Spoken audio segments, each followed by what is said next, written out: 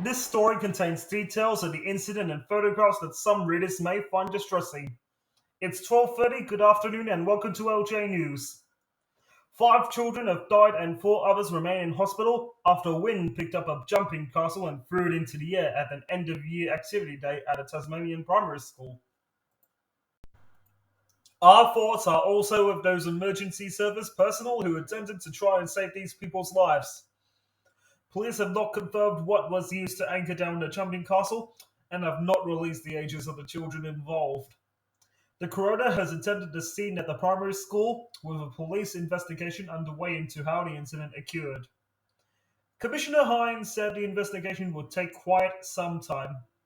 Sadly, there are a number of people and witnesses there that needed to be interviewed, so it will take quite some time and will be guided by the coroner, he said. Our focus now is supporting those who are directly affected by what's happened here today. Tim Bullard, Secretary of the Tasmanian Education Department, said his immediate priority was to support the children, families, and staff who were impacted by the incident. We call in a range of services as a critical response to support students, families, and staff, and our approach is being guided by our senior psychologists who are trained in trauma-informed practice, Mr. Bullard said. We have a team of professional support staff on site to immediately provide support to students and staff, and this includes our psychologists, social workers, and chaplains. The staff will also be on site tomorrow, with ongoing support being provided through the weekend and going into the holidays. Counseling is being made available to the families affected by this in the school community along with the first responders. As well as multiple ambulances sent to the school, several helicopters also went to the scene to take the injured to various hospitals. Witnesses said it was a very confronting scene with police and parents rushing towards the school. Police have been seen crying and embracing at the scene, and many parents arrived at the school not knowing if their child had been affected. Blue tarps were erected near the tree where the jumping castle came to a rest, close to the school oval. People are being asked to avoid the area. The school was running an end-of-year big day in celebration instead of a usual school picnic.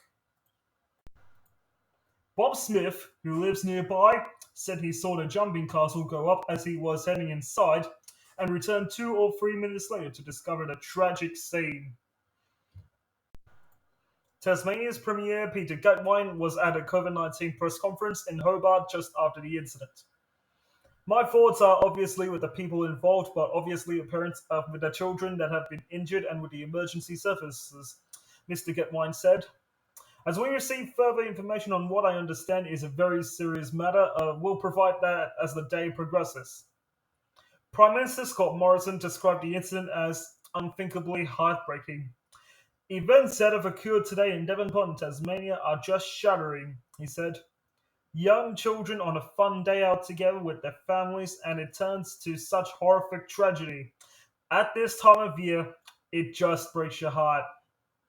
Mr. Morrison said he had also spoken to Mr. Gitwine about the tragedy. The Prime Minister was scheduled to travel to Tasmania on Friday, but has postponed his visit in light of the tragedy out of respect to the children, parents, teachers, and broader community who are today mourning the loss of young lives. The Prime Minister's thoughts and prayers remain with all those affected by this deeply tragic circumstance, a spokesperson for Mr. Morrison said.